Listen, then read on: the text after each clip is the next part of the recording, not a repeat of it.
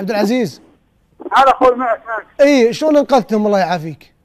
والله انا اخوك، انا كنت انا اعمل بالفواره وساكن بعقد الصقور، وكنت متجه بعملي من عقد الصقور. ايه. وكان طبعا اول ما وصلت موقع الحادث كان في سياره من قلب وسياره برا الخط، طريق مزدوج القديم. فطول عمري يوم هذا لما وصلت الحادث كان في ناس مبشرين الحادث، وقلت ان شاء الله ما عليه، كان قداز مفتوح، سمعت صوت يا حريم وكذا.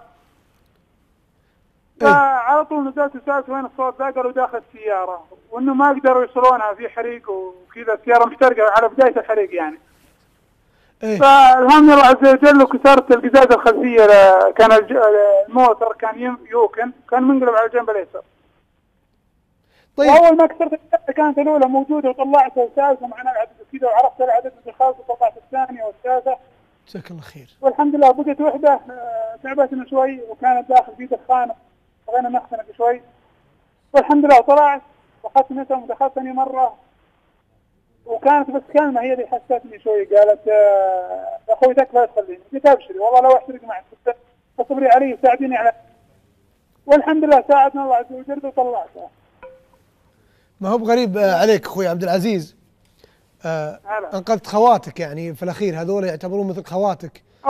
اولا الفعل هذا فعل واجب ديني واقتداء بنبي الرحمه عليه الصلاه والسلام.